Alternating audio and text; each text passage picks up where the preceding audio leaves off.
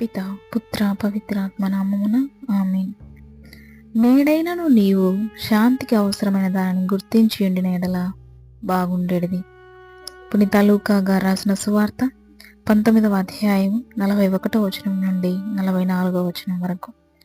యేసు యెరూషలేమును సమీపించి ఆ పట్టణమును చూచి ఇట్లు విలిపించెను. నేడైనను నీవు శాంతికి అవసరమైన దానిని గుర్తించి ఉండిన ఎడల బాగుండేది. నీవు అట్లా చేయలేకపోతివి.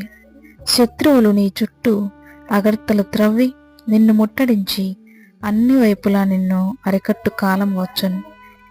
వారు నిన్ను, నీలో నివసించు నీ సంతానమును మట్టిపాలు చేయుదురు. నీలో రాతి మీద రాయిని నిలువనీయరు.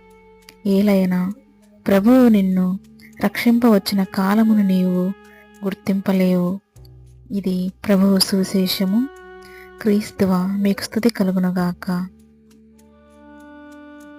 ప్రియమిత్రులారా, ఈనాటి సువిశేషంని మనం గమనించినట్లయితే యేసయ్య యెరూషలేముపై కన్నీరు పెట్టినప్పుడు వారు దేవుని సందర్శన కాలాన్ని గుర్తించలేకపోయినందున వారికి ఎదురవనున్న నాశనాన్ని ముందే తెలుసుకుంటారు.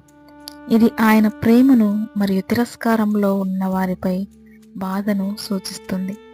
మన జీవితాలలో ఆయన ప్రేమను అంగీకరించి ఆయన సన్నిధిని గుర్తించడంలో ఆలస్యం చేయవద్దని మనకు సవాలు చేస్తుంది.